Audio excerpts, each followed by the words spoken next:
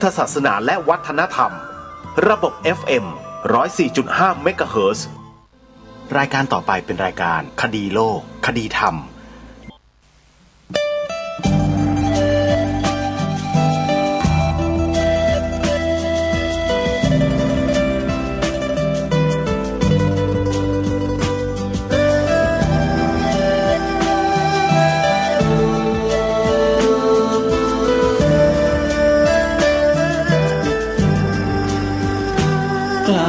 คิด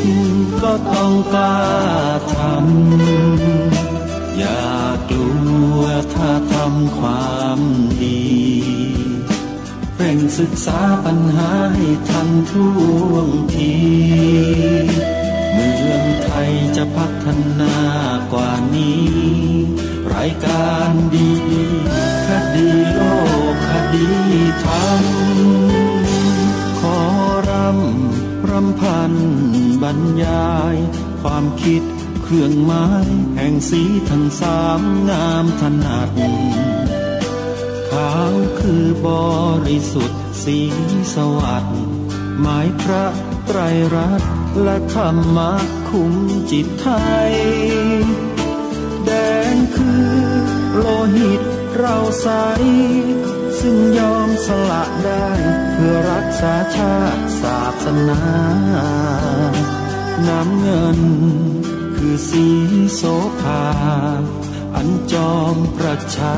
ถ้าโปรดเป็นของส่วนองค์จัดริ้วเข้าเป็นไตรรงค์จึงเป็นสีธงที่รักแห่งเราชาวไทยทหารอวตารนำไปยงยุทธวิชัยวิชิตก็ชูเกียรติสยามประเทศไทยที่เจริญมั่นคงมาได้จนถึงทุกวันนี้มิได้เกิดขึ้นจากความหวาดกลัวอย่างคลาดเขลาแต่บรรพบุรุษไทยของเราทุกยุคทุกสมัยล้วนแต่มีความกล้าหาญและชาญฉลาดปกป้องเอกราชสร้างชาติให้เกิดความมั่นคงโดยมีธงแห่งพระไตรรัตน์เป็นเครื่องนำชัยจึงเป็นที่มาที่ไปของรายการคดีโลกคดีธรรมกล้าคิดก็ต้องกล้าทำอย่ากลัวถ้าทำความดีเร่งศึกษาปัญหาให้ทันท่วงทีเมืองไทยจะพัฒนากว่านี้รายการดีคดีโลกคดีธรรมรายการดีคดีโลกคดีธรรม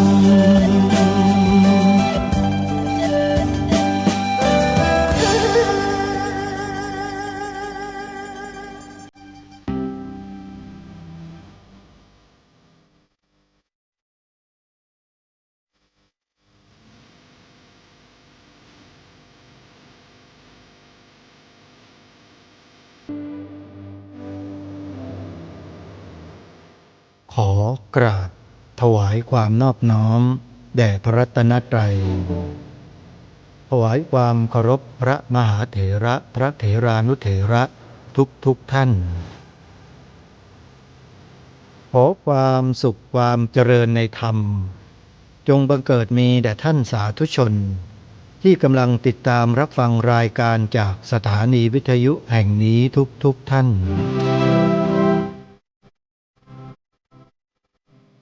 ขอนำท่านผู้ฟังเข้าสู่รายการคดีโลกคดีธรรม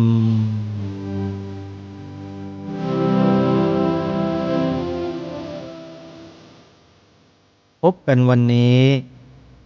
วันขึ้น1 ค่ำเดือนอ้ายวันนี้ตรงกับวันศุกร์ที่21พฤศจิกายนพระพุทธศักราช2568รายการคดีโลกคดีธรรมมาพบกับสาธุชนเป็นปกติทุกวันจันทร์ถึงวันศุกร์ และวันเสาร์อาทิตย์ทางสถานีวิทยุแห่งนี้ท่านสามารถดาวน์โหลดแอปพลิเคชันวิทยุพุทธศาสนาทั่วไทยเพื่อติดตามรับฟังรายการนี้ได้ทุกวัน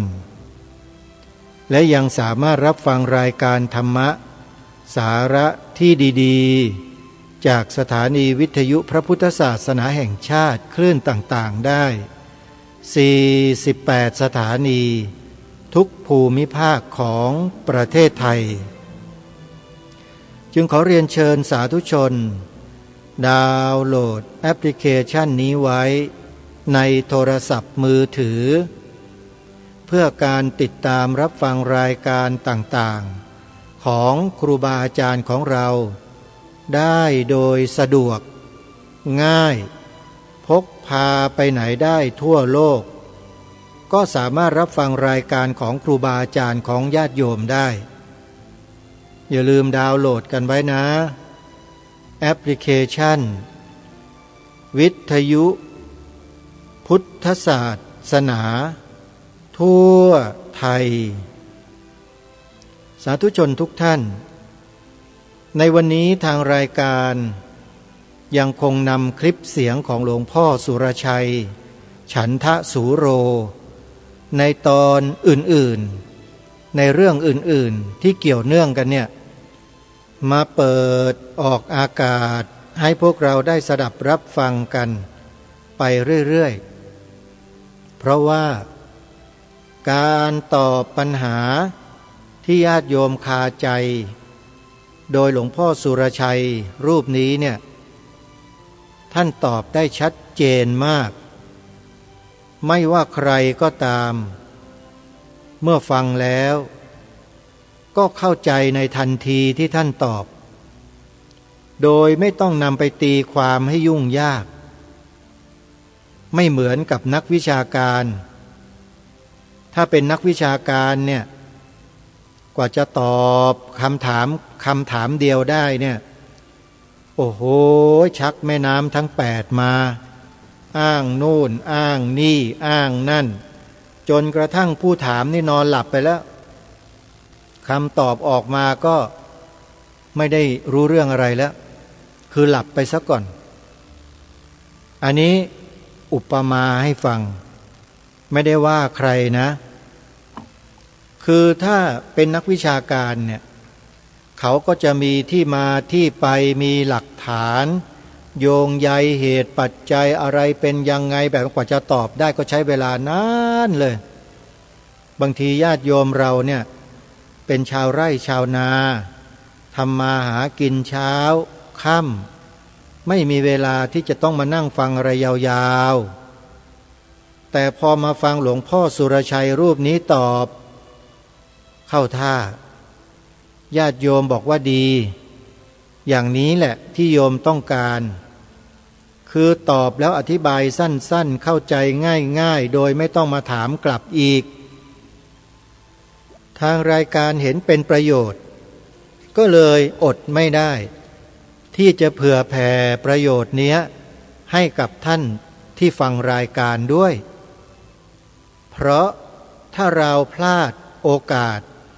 ในการสดับรับฟังไปเนี่ยไอ้สิ่งที่เราคาใจมาโดยตลอดปัญหาต่างๆที่มันเกิดขึ้นอยู่ในสังคมพุทธของเราเนี่ยมันก็จะเกาะกินใจเราไปเรื่อยกัดกร่อนใจเราไปเรื่อยจนกระทั่งเราเหี่ยวเฉาตายไปในที่สุดอะไรเหี่ยวเฉาตายความดีของเราที่เคยสร้างเคยทำต่อเนื่องมาโดยตลอดอาจจะต้องหยุดลงเพราะความไม่เข้าใจทางรายการเลยนำคำตอบของหลวงพ่อสุรชัยรูปนี้มาเปิดออกอากาศเพราะหวังว่าคนที่ยังไม่เข้าใจปัญหาเหล่านั้นน่ะเมื่อฟังท่านแล้วก็จะเกิดความเข้าใจขึ้นมาเมื่อเกิดความเข้าใจขึ้นมาแล้ว ความสงสัยที่เป็นนิวรณ์ตัวฉกาจตัวเนี้ยมันก็หมดไปมันก็ไม่กัดกร่อนจิตใจของเราได้อีกต่อไป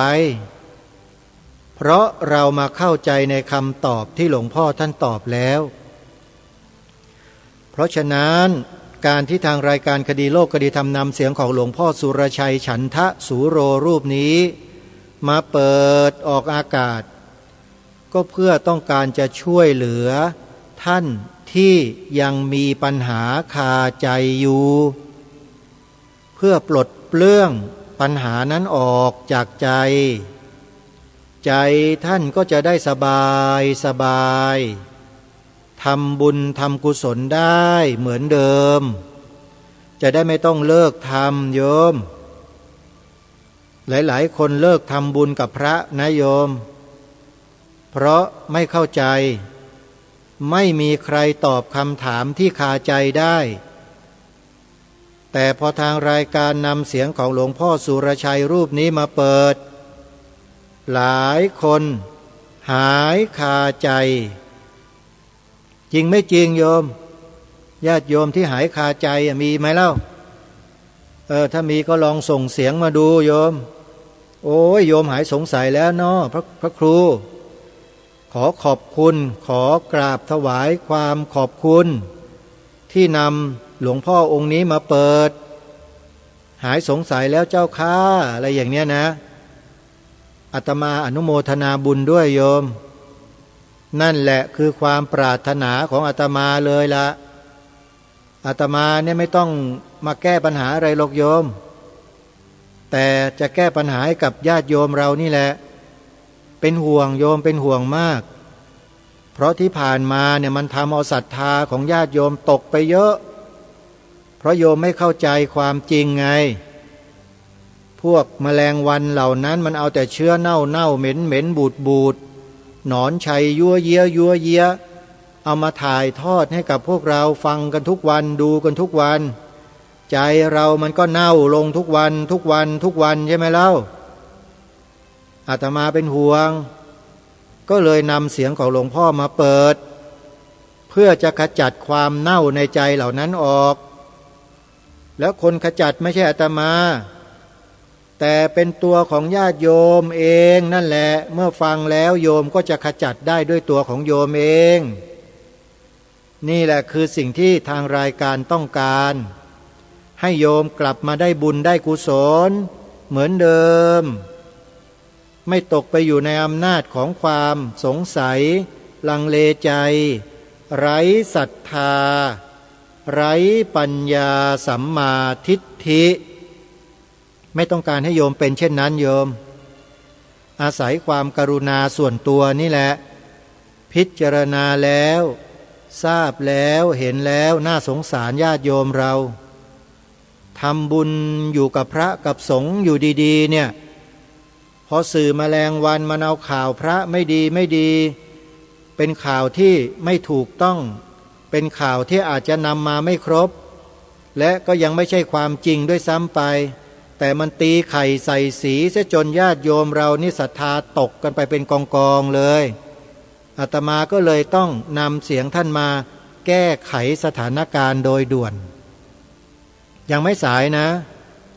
ใครที่ด่าพระด่าสงฆ์อยู่ถ้าเลิกตอนนี้ยังไม่สายนะโยมยังมีลมหายใจอยู่ยังมีสติปัญญาคิดได้อยู่เมื่อรู้เมื่อเข้าใจถอนความผิดนั้นออกเสียยอมรับก้มกราบลงพระแม่ธรณีขอขมาพระรัตนตรัยซะและถ้ามาขอขมาพระสงฆ์ที่โยมด่าท่านไว้ได้ยิ่งดีกรรมมันจะได้หลุดโป๊ะเดี๋ยวนั้นเลยถ้ามาตรงตัวท่านเนี่ยจริงๆโยมและในวันนี้ก็จะนำเสียงของหลวงพ่อสุรชัยที่พูดเกี่ยวกับเรื่องการด่าพระด่าสงฆ์มีอีกส่วนหนึ่งที่ท่านได้ปรารภไว้ตรงนี้มาเปิดให้ฟังกันอีกครั้งหนึ่งแต่มันเป็นคนละตอนกับที่เปิดนะคนละอย่างกันแต่เนื้อหาคล้ายๆกันโยมเดี๋ยวสักครู่หนึ่งมาติดตามรับฟังกัน เบื้องต้นข่าวประชาสัมพันธ์งานบุญใหญ่รอญาติโยมอยู่ที่ไหนที่อำเภอวังสะพุงจังหวัดเลยที่วังสะพุงจังหวัดเลยมีงานอะไรหรืองานปริวาสกรรมบวชเนกขัมมะปฏิบัติธรรมฟังเทศน์ฟังธรรม10 วัน10 คืนที่ไหนวัดศรีอุดมวงศ์ตำบลศรีสงครามอำเภอวังสะพุงจังหวัดเลยเจ้าอาวาสคือท่านอาจารย์พระครูดมวรานุวัตรจัดงานปริวาสกรรมทุกปีแล้วก็จัดงานปฏิบัติธรรมเฉลิมพระเกียรติมาทุกปีปีนี้เป็นปีที่29แล้วโยมจะไม่มาได้ไงล่ะใช่ไหมอยู่กับบ้านไม่ได้บุญนะโยมอยู่กับบ้านอาจจะได้บาปนะเพราะไม่ได้ทำบุญอาจจะทำอะไรอย่างใดอย่างหนึ่งที่เป็นบาปได้มาสร้างสมบารมีกันเถอะถึงแม้ว่าจะเป็น1 วัน 1 คืนแต่มีความหมายสำหรับชีวิตไปจนตลอดเลยนะโยมมานะงานนั้นเขาจะจัดระหว่างวันที่1 ถึง 10 ธันวาคมศกนี้นี่แหละที่วัดศรีอุดมวงศ์นะงานสำคัญคือวันที่4-5 ธันวาคมทางวัดศรีอุดมวงศ์จะมีการจัดงานเทศน์แสดงธรรมฟังธรรมปฏิบัติธรรมกันตลอดทั้งคืนจนถึงเช้าเรียกว่าเทศน์สอดแจ้งใครสนใจจะมาร่วมงาน2 วันดังกล่าวก็ยิ่งดีโยมมากันเยอะๆจะได้แสดงออกถึงความรู้สึกในจิตในใจของเราด้วยว่าเรามีความจงรักภักดีขนาดไหนมีหัวใจศรัทธาต่อพระรัตนตรัยหรือไม่มั่นคงหรือไม่อย่างเนี้ยเพราะฉะนั้นการมานั้นจะได้เปรียบกว่าการไม่มาถามว่าโยมฟังอยู่กับบ้านได้ไหมได้แต่ไม่ได้บุญเหมือนอย่างมาเองเพราะการมาเองเนี่ยมันจะเป็นการสร้างเสริมบารมีธรรมให้แก่เราให้สูงยิ่งขึ้นด้วยเพราะฉะนั้นใครต้องการจะสร้างเสริมบารมีของตนเองก็ขอให้มานะ1 ถึง 10 ธันวาคมพระพุทธศักราช2568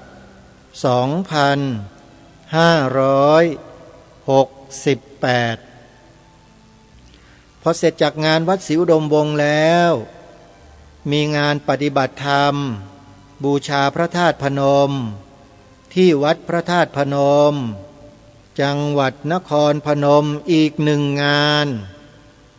เขาจะจัดกันในวันที่13-14 ธันวาคมใครจะไปร่วมงานปฏิบัติธรรมบูชาองค์พระธาตุพนมก็ไปในวันดังกล่าวนะ13-14 ธันวาคมพอเสร็จจากงานในเดือนธันวาคมแล้วญาติโยมก็ร่วมกันสวดมนต์ข้ามปีตามวัดวาอารามต่างๆที่เขาจัดกันโยมอยู่ใกล้ๆบ้านเราก็มีนะฮะอันนี้จะไม่ได้เน้นที่ใดโดยเฉพาะเพราะว่าเป็นแนวนโยบายของคณะสงฆ์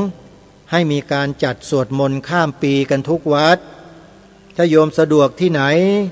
หรือปรารถนาจะไปวัดใดโยมไปได้เลยเพราะในทางพระพุทธศาสนาทางคณะสงฆ์เราเนี่ยไม่มีกีดกันอยู่แล้ว จะไปวัดไหนไปทำบุญที่ใดทำเลยโยมถือว่าอยู่ในพระพุทธศาสนาแล้วทำให้เต็มที่เพราะฉะนั้นใครสะดวกที่ไหนศรัทธาที่ไหนไปสวดมนต์ข้ามปีที่นั่นได้เลยโยมขอสนับสนุนเต็มที่เมื่อสวดมนต์ข้ามปีเสร็จแล้วในเดือนมกราคมปีพระพุทธศักราช 2569 ปีหน้ามีงานปฏิบัติธรรมสัญจรครั้งที่หนึ่งประจำปีพระพุทธศักราช 2569 เป็นการเริ่มต้นศักราชใหม่ด้วยการเดินทางปฏิบัติธรรมสัญจรร่วมกันณองค์พระธาตุนาดูลที่เก่าเวลาเดิมญาติโยมใครอยู่กาฬสินธุ์มากับทางวัดอารามมงคลหรือวัดสวนป่าดอนยานางก็ได้แล้วแต่ที่ไหนจัดก็ไปที่นั่นแต่ที่แน่ๆก็คือวัดอารามมงคลเนี่ยจัดแน่นอนทุกครั้งไม่เคยขาดโยมโทรศัพท์ไปขอจองที่นั่งได้เลยนะวัดอารามมงคลอำเภอยางตลาดจังหวัดกาฬสินธุ์ถ้าอยู่จังหวัดเลยติดต่อมาที่วัดศรีอุดมวงศ์นะโยมท่านอาจารย์พระครูดมวรานุวัตรและทีมจิตอาสาสภาพุทธบริษัทก็จะคอยอำนวยความสะดวกในเรื่องของการจับจองสำรองที่นั่งให้ญาติโยมกันไปพระธาตุนาดูลกันปีนี้ถามว่าจัดงานวันไหนพระคุณเจ้าโยมจดเอาไว้นะจำไว้เขียนไว้ในปฏิทินเลยปฏิบัติธรรมพระธาตุนาดูลวันที่17-18 มกราคมพระพุทธศักราช 2569 ปีหน้านี่คืองานปฏิบัติธรรมสัญจรครั้งแรกประจำปี 69 นะโยมและครั้งต่อไปนั้นทราบว่ามีการเปลี่ยนแปลงโยมตอนแรกอาตมาภาพบอกกับญาติโยมไว้ว่าท่านอาจารย์พระครูดมวรานุวัตรได้ปรึกษาหารือและพูดคุยกันไว้ในเบื้องต้นว่าจะใช้สถานที่พระธาตุเชิงชุมในการจัดปฏิบัติธรรมสัญจรในครั้งต่อไปแต่ตอนนี้เปลี่ยนแล้วโยมเปลี่ยนจากพระธาตุเชิงชุมเนี่ยเป็นพระธาตุเรนูพระธาตุเรนูนครโยมอยู่อำเภอเรนูนครจังหวัดสกลนครเหมือนกันเพียงแค่ย้ายจากพระธาตุเชิงชุมมาที่พระธาตุเรนูนะเราจะไปร่วมกิจกรรมปฏิบัติธรรมสัญจรกันต่อจากพระธาตุนาดูลเนี่ยไปกันที่พระธาตุเรนูนครนะโยมนะจังหวัดสกลนครสอบถามพระครูปริยัติโพธิธรรมพระครูอุดมวรานุวัตรเป็นหลักอันนี้ครูบาอาจารย์สองรูปนี้เป็นหลักเอาไว้โยมโทรศัพท์สอบถามท่านได้เลยแล้วเดี๋ยวในวันงานปฏิบัติธรรมสัญจรที่วัดพระธาตุนาดูลเนี่ยจะมีการประกาศอย่างเป็นทางการอีกครั้งหนึ่งว่างานปฏิบัติธรรมสัญจรครั้งต่อไปเราจะสัญจรกันไปที่ไหนนะจะไปยืนยันกับพวกเราในงานที่พระธาตุนาดูลนะ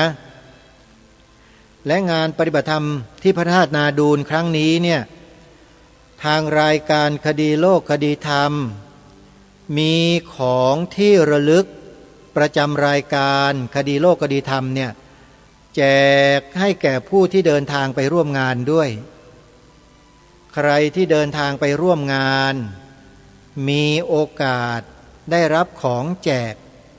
ที่ทางรายการเตรียมไว้โยมนะใครที่ไปก็จะได้รับแน่นอนส่วนเงื่อนไขก็มีไม่เยอะหรอกโยมนะเงื่อนไขไม่มากเพียงแค่ใครท่องจำบทพระราชนิพนธ์ ความหมายธงไตรรงค์ได้จบและถูกต้องรับไปเลยของที่ระลึกจากรายการคดีโลกคดีธรรมโยมขอบอกนะว่า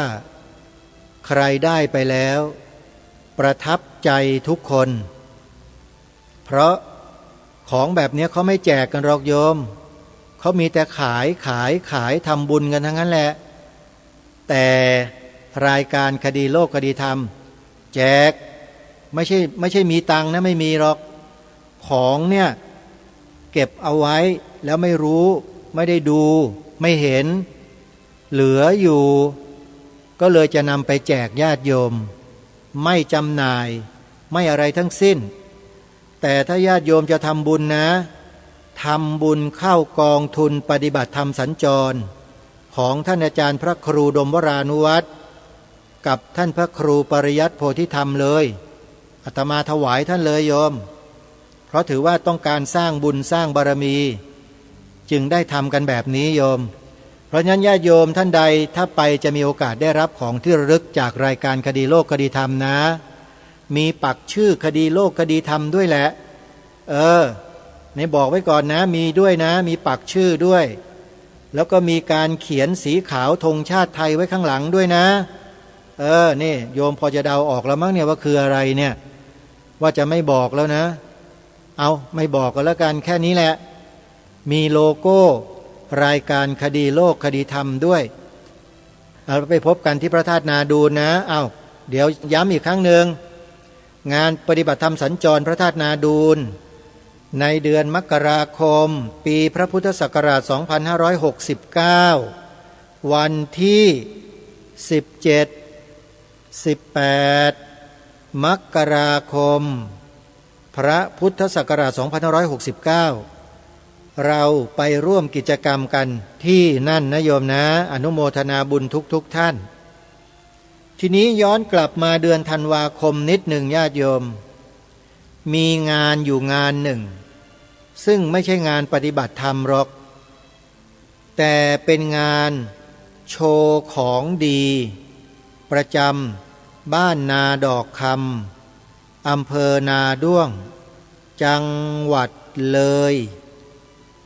ของดีของอำเภอนาด้วงจังหวัดเลยมีด้วยเหรอมีดิไม่มีทางรายการจะประกาศชวนญาติโยมไปทำไมเล่าแล้วงานเนี้ยเขาจัดอยู่ในระหว่างงานของวัดศรีอุดมวงศ์เลยวัดศรีอุดมวงศ์จัดงานปริวาสกรรม 1-10 ธันวาใช่ไหมงานเนี้ย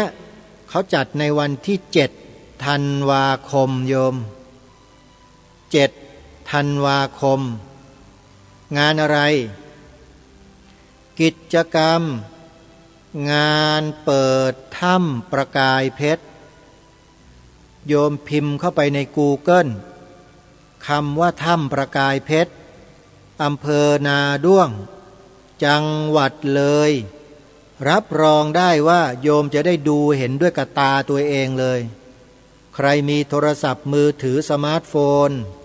ใครมีโน้ตบุ๊กที่มีอินเทอร์เน็ตใครมี PC คอมพิวเตอร์ตั้งโต๊ะมีอินเทอร์เน็ตเซิร์ชหาคำว่าวัดถ้ำประกายเพชรอำเภอนาด้วงจังหวัดเลยแล้วท่านเข้าไปชมส่วนในวันงานวันที่7 ธันวาคมวันเปิดถ้ำเนี่ยท่านจะไปหรือไม่อันนี้แล้วแต่ความสามารถของแต่ละท่านนะทางรายการนั้นไม่ชวนแล้วก็ไม่ห้ามไปก็ได้ไม่ไปก็ได้แต่ถ้าถามว่าอาตมาไปไหมตั้งใจไว้แล้วโยมเมื่อไปจังหวัดเลยแล้วงานนี้ก็อยู่ในจังหวัดเลยพอดีก็เลยคิดว่าจะไปคิดเอาไว้ก่อนนะจะไปโยมเคยไปมาครั้งหนึ่งแล้วแต่ยังไม่ค่อยจะชัดเจนเท่าไหร่ถ้าไปครั้งที่2เนี่ยคงจะชัดเจนมากยิ่งขึ้นอะไรที่ชัดเจนภาพความสวยงามของผนังถ้ำประกายเพชร แวววาวระยิบระยับยิ่งกว่าถ้ำใดๆในประเทศไทยก็ว่าได้อันนี้อย่าเพิ่งเชื่ออาตมานะโยมไปดูด้วยตาตัวเองกันก่อนแล้วทุกคนจะทราบด้วยตัวเองแต่เท่าที่อาตมาไปดูเนี่ยนะขนาดไม่มีแสงไฟนะโยมแสงไฟนิดๆหน่อยๆยังเห็นประกายเพชรแวววับแวววับต้องตานี่เรียกว่าแทบจะแสบเลยแหละสว่างไสวระยิบระยับเต็มไปหมดเลยแล้วถ้ามีแสงไฟในวันงานนี่จะขนาดไหนลองคิดดูเข้าไปแล้วไม่อยากจะออกนะใครที่จะไปชมความสวยงามงดงามของธรรมชาติหนึ่งเดียวในอำเภอนาด้วงโยม7 ธันวาคมวัดถ้ำประกายเพชรเอาลืมบอกไปนิดนึงเขาจัดงานในช่วงเช้านะเช้าวันที่7 ธันวาคมมีการทำบุญใส่บาตรตอนเช้าด้วยไปนะโยมไปตอนเช้าไปใส่บาตรกันนะข้าวสารอาหารแห้งหรือจะเป็นปัจจัยบำรุงวัดวาอารามก็ได้ทั้งนั้นแหละโยมสะดวกที่สุดอะไรที่โยมสะดวกก็นำไปนะแล้วไปพบกันที่นั่นเอาล่ะญาติโยมสาธุชนทุกท่าน2-3 วันที่ผ่านมาเนี่ยเราก็ได้ฟังเสียงตอบคำถามของหลวงพ่อสุรชัยฉันทสูโรมาสักระยะหนึ่งแล้วอาตมาภาพและกระผมนะครับครูบาอาจารย์เชื่อว่าหาพระที่ตอบคำถามอย่างท่านเนี่ยหายากคือตอบถูกตรงตามพระธรรมวินัยด้วยตรงตามหลักพระบาลีคำสอนในพระไตรปิฎกด้วยที่มีการบันทึกไว้โดยการทำสังคายนาของพระมหาเถระทั้งหลายเนี่ยตอบอยู่ในเนื้อหานั้นเลยทุกเรื่องเท่าที่ผมฟังดูเนี่ยโดยเฉพาะเรื่องที่พระหลายๆรูปไม่กล้าตอบแต่หลวงพ่อสุรชัยรูปนี้ไม่สนใจใครทั้งนั้นตอบท่านตอบเลยแล้วตอบตรงตามพระธรรมวินัยด้วยท่านจึงตอบได้ตลอดถามมาสิให้รายการอะไรก็แล้วแต่โหนกระสือตามหาแก่นคอยมาถามท่านยังไงก็ถามท่านไม่จนหรอกท่านตอบทีเดียวเท่านั้นแหละเรียกว่าสะดุดกึกกึกกักกักกันไปหมดแหละพวกที่ถามท่านเนี่ยพระแบบเนี้ยโยมพระแบบนี้แหละที่อาตมาภาพเชื่อมั่นว่าถ้าอยู่ในยุคที่เรียกว่ากาลียุคนะท่านจะมาโต้วาทีมากอบกู้พระศาสนาได้แบบสบายๆเลยหลวงพ่อองค์เนี้ยท่านตอบแบบนิ่มๆตอบแบบชัดเจนตรงไปตรงมาแล้วใครก็เถียงท่านไม่ได้ด้วยเดี๋ยววันนี้เรามาฟังอีกประเด็นหนึ่งนะประเด็นนี้ทางรายการได้ปรารภไปแล้วครั้งหนึ่งประเด็นของภิกษุณีใครที่เป็นภิกษุณีหูผึ่งแล้วสิหูผึ่งหรือเปล่าเดี๋ยวฟังหลวงพ่อท่านตอบนะตอบประเด็นไหนอย่างไรภิกษุณีฟังให้ดีนะวันนี้จะนำมาเปิดท่านพูดไม่เยอะหรอกประเด็นเนี้ยพูดสั้นๆแต่ใจความนั้นชัดเจนโดยในหัวข้อที่เขาเขียนไว้ในคลิปเนี่ยเขาบอกว่าอย่างนี้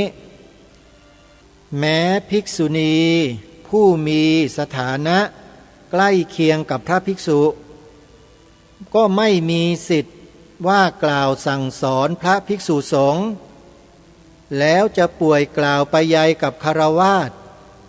ยิ่งไม่มีสิทธิ์ว่ากล่าวสั่งสอนพระภิกษุแม้แต่นิดเดียวด้วยลองมาฟังท่านตอบดีกว่าไหม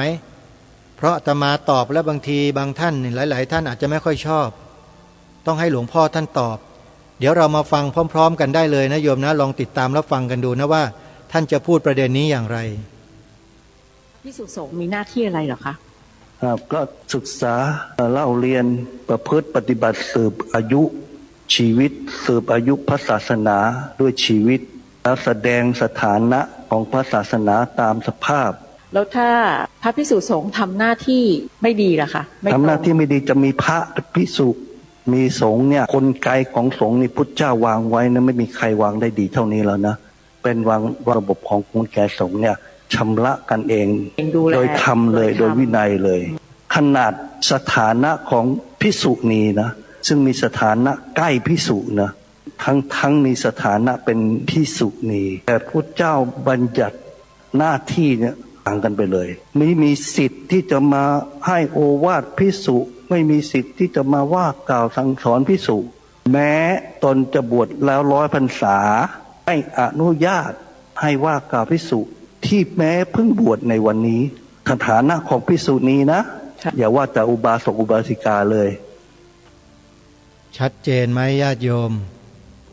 ภิกษุณีนะภิกษุณีแม้บวชมา100 ปีแล้ว เมื่อพบพระภิกษุที่อยู่ต่อหน้าถึงแม้เพียงจะบวชเมื่อวันนั้นน่ะบวชได้วันเดียวนะพูดง่ายๆภิกษุณีที่บวชมา100 ปีนั้นก็ต้องก้มกราบลงที่พื้นกับพระภิกษุรูปนั้นคือต้องแสดงความเคารพโดยส่วนเดียวโยมนี่คือพระพุทธบัญญัติที่พระสัมมาสัมพุทธเจ้าทรงบัญญัติไว้นะจะป่วยกล่าวไปใหญ่กับการว่ากล่าวสั่งสอนตักเตือนด่าว่าไม่มีสิทธิ์แม้แต่คฤหัสถ์ก็ไม่มีสิทธิ์ยิ่งกว่าภิกษุณีเสียด้วยซ้ำไปแต่ทุกวันนี้เป็นยังไงคฤหัสถ์ญาติโยมในยุค AI เป็นยังไงบ้างโยมทั้งเขียนล้อเขียนเลียนเขียนอะไรต่างๆด่าว่าทอต่อว่าร้ายมากมายก่ายกองเต็มไปหมดเลยใช่ไหมหรือแม้แต่ใช้วาจากระทบกระเทียบกระทั่งพระภิกษุสงฆ์ในปัจจุบันก็เต็มไปหมดเลยใช่ไหมโยมเป็นยังไงบ้างนรกไหมอย่างนี้ก็ไม่รู้นะโยมแต่หลวงพ่อท่านกล่าวชัดเลยว่านรกโยมหนีไม่พ้นฮะใครที่ด่าว่าด่าทอพระภิกษุเนี่ยเรียบร้อยทุกรายไม่เหลือสักรายหนึ่งเลยโยมมาดูอีกตอนหนึ่งที่หลวงพ่อตอบคำถามในลักษณะเดียวกันเลยคืออริยุปปวาทผู้ที่กล่าวว่าพระสงฆ์จะได้รับโทษ10 ประการในปัจจุบันและเมื่อตายจากโลกนี้ไปแล้วจะลงไปอยู่ในนรกเดี๋ยวมาฟังท่านชัดๆพร้อมๆกันได้นะบัดนี้ภาษาบาลีเขาเรียกว่าอริยุปวาทะวาทะที่ด่าว่าพระอริยะพระสงฆ์องค์พระเจ้าทั่วไปวาทะถ้าใครที่กล่าวจ้วงจากร่วงละเมิดไปแบบด่าว่าแบบเหมารวมไปเนี่ยอย่างเนี้ยโทษ10 ประการจะเกิดขึ้นในปัจจุบันอย่างใดอย่างหนึ่งหรือทั้งหมดหรือเกิดทั้ง10 อย่างแล้วก็เมื่อตายก็เป็นอย่างที่10เนี่ยเมื่อตายก็ตกไปสู่อบายนี่เป็นคำที่พุทธเจ้าตรัสไว้นะเป็นวาทะที่ล่วงละเมิดแล้วถ้าเป็นคนธรรมดาก็เรียกล่วงละเมิดหมิ่นประมาทนะแต่ถ้าเป็นสงฆ์เนี่ยเป็นพระเนี่ยเขาไม่ฟ้องนะแต่กรรมมันให้ผลจนเขาเรียกว่าอริยะนะแต่ว่าถ้าเป็นสงฆ์เนี่ยเป็นพระเนี่ยเขาเป็นวาทะที่ล่วงละเมิดแล้วถ้าเป็นคนธรรมดาก็เรียกล่วงละเมิดหมิ่นประมาทนะแต่ว่าถ้าเป็นสงฆ์เนี่ยเป็นพระเนี่ยเขาไม่ฟ้องนะแต่กรรมมันให้ผลจนเขาเรียกว่าอริยปวาทะคือด่าว่าพระเนี่ยพระไม่ฟ้องแต่มันจะมีผลอริยปวาทะเนี่ยก็ว่าคนธรรมดาเนี่ยไปด่าว่าเขาเนี่ยก็มันเรื่องจริงยิ่งจริงยิ่งผิดเขาว่างั้นไปด่าว่าเขาออกสื่อเนี่ยก็มันเรื่องจริงยิ่งจริงยิ่งผิดใหญ่โดนข้อหาหมิ่นประมาทเนี่ยฉะนั้นไม่มีสิทธิ์ไปด่าเขาแต่ถ้าพระไปด่าเขาเนี่ยไม่ฟ้องก็เลยไม่เป็นปัญหาว่ายิ่งจริงยิ่งผิดนะมันจริงไม่จริงก็ผิดนะแต่ว่าไม่มีการฟ้องมันก็เกิดเป็นอริยปวาทะโทษทันมันเกิดขึ้นอัตโนมัติเลยนะพวกสื่อทั้งหลายอย่าบอกว่าทำหน้าที่นะไม่รอดในคือว่าปวาทะนี่มีประกอบอะไรบ้างคะอาจารย์มี10 ข้อ 1ไม่บรรลุธรรมที่ยังไม่บรรลุ2 เสื่อมจากธรรมที่บรรลุแล้ว ที่ยังไม่รู้ก็ไม่บรรลุที่บรรลุแล้วก็เสื่อม 3. สัตธรรมของภิกษุนั้นย่อมไม่ผ่องแผ้ว ธรรมะที่บอกว่าปรริญญา108นั้นยิ่งงงใหญ่พูดไปยิ่งเลอะเทอะใหญ่ไม่ผ่องแผ้ว 4. เป็นผู้เข้าใจว่าได้บรรลุในสัตธรรม เป็นผู้ที่สำคัญตนมั่วไปเลยเราเป็นนักวิชาเกินเนี่ยเกินมาก 5. เป็นผู้ไม่ยินดีประพฤติพรหมจรรย์ แน่นอนพวกนี้เห็นได้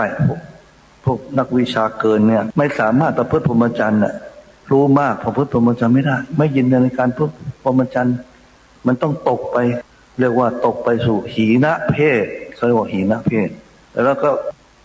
มาทำตัวปากดีได้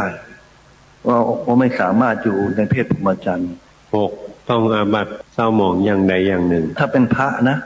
ด่าว่าพระด้วยกันนะอาบัตินั้นจะเกิดขึ้นกับตัวเองเลย 7. บอกลาสิกขาเวียนมาเพื่ออินภาพ เนี่ยจะเห็นได้อย่างพวกบัณฑิตทั้งหลายเนี่ยออกมาจากปรริญญา108 8. ถูกต้องโลกอย่างหนัก เนี่ยตอนนี้โรคภัยก็ตามหาแล้ว 9. ย่อมถึงความเป็นบ้าคือฟุ้งซ่านแห่งจิต ใช่เลยเห็นออกมาพูดทุกงานเนี่ยเหมือนคนบ้าจริงๆฟุ้งซ่าน 10. เป็นผู้หลงไหลทำกาละเมื่อตายไปย่อมเข้าถึงอบายทุกขติวิบากและนรก ตอนตายนี่มีประตูเดียวไปสู่อบายอย่างเดียว ครบแล้วนะคะ10 ข้อ แต่ก็โยมก็ไปหาข้อมูลมาว่า ผู้ที่ประทุษร้ายต่อผู้ไม่ประทุษร้ายต่อ ผู้ไม่ประทุษร้ายกับก็คือพระภิกษุสงฆ์นะคะ จะได้รับความหายนะ10 อย่างคือ 1. จะได้รับเวทนาแรงกล้าจากโรคร้าย 2. จะเสื่อมทรัพย์ที่ได้โดยยาก เสื่อมทรัพย์ที่เนี่ยหาไปหามาก็ไม่พอกินสักที 3. สรีระสลายเช่นโดนตัดมือโดนตัดไอ้นี่ด้วยนะคือความวิบัติมันจะตัดอวัยวะตัวเองด้วยความคิดใช่ไหมคะทำให้ความคิดการประทุษร้ายเนี่ยทำให้มีความคิดที่ตัดอวัยวะของตัวเองค่ะ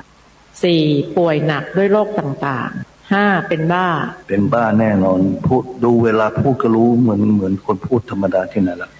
6. ต้องโทษจากพระราชามันก็มีคดีความเต็มไปหมด 7. ถูกกล่าวตู่อย่างร้ายแรงว่าร้ายคนนู้นคนนี้เสร็จแล้วก็โดนคนอื่นย้อนมั่งเรื่องกล่าวตู่มั่ง 8. เสื่อมจากเครือญาติไร้ที่พึ่งพำนักนะบั้นปลายเนี่ยดูเห็นทุกรายเลย 9. โภคทรัพย์ที่มีอยู่จะเสื่อมสูญพินาศ 10. ก็คือไฟไหม้ข้อ11นะถ้ามีตายแล้วไปสู่อบายใช่ค่ะมีแต่เขาไม่ได้ขึ้นข้อแต่เขาว่าหลังจากตายไปแล้วก็ต้องตกนรกค่ะก็ชัดเจนนะท่านผู้ฟังบุคคลใดก็ตามไม่ว่าจะเป็นพระด้วยกันหรือจะเป็นฆราวาสญาติโยมก็ตามเถอะหลวงพ่อท่านใช้คำว่าจบปรริญญา108ลาสิกขาไปแล้วเป็นฆราวาสแล้วแต่ก็ยังใช้วาจามาด่าพระว่าพระกระทบกระเทียบพระอยู่เนี่ยทางไปสุดท้ายหลังจากตายเนี่ยนะมีทางเดียวอบายภูมิเท่านั้นเรื่องของกรรมเนี่ยโยมไม่มีคำว่าลดหย่อนไม่มีคำว่าลดโทษไม่มีคำว่าอภัยโทษมีแต่รับลูกเดียวเพราะฉะนั้นถ้าเป็นไปได้อย่าไปกระทำกรรมเช่นนั้นนะโยมใครที่ตำหนิพระว่ากล่าวสอนพระด่าพระกระทบกระเทียบเสียดสีพระเนี่ยนะโยมเตรียมตัวกันได้เลยคุณจะไม่เห็นผลตอนมีชีวิตอยู่นี่หรอกแต่มันจะไปเห็นผลตอนใกล้จะตายนั่นแหละโยมตอนใกล้จะตายจะทุรนทุรายจะเดือดร้อนอยู่ตลอดเวลาเพราะมียมทูต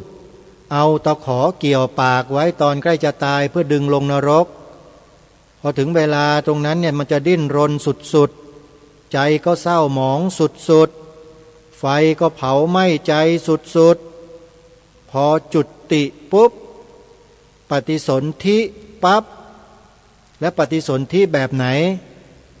โอปปาติกะคือผุดขึ้นโตเป็นสัตว์นรกทันทีนี่ไม่ได้พูดเล่นนะโยมสิ่งเหล่านี้มีจริงพระสัมมาสัมพุทธเจ้า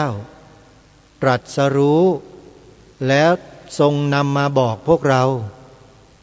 แต่มีนักวิชาการไอ้ผู้รู้ทั้งหลายที่อยู่ในโลกโซเชียลนี่แหละมันไปบอกว่าสิ่งที่เอามาสอนกันศีลธรรมให้คนทำดีอะไรต่างๆเนี่ยมันบอกว่าของหลอกลวงทั้งนั้นแหละคนเราจะทำดีไม่ดีมันไม่ได้อยู่กับคำสอนไม่ได้อยู่กับศาสนาหรอกมันอยู่ที่ตัวเราเองว่างั้นนะพวกเนี้ยจะไปก่อนเพื่อนนะโยมเชื่อไหมไปก่อน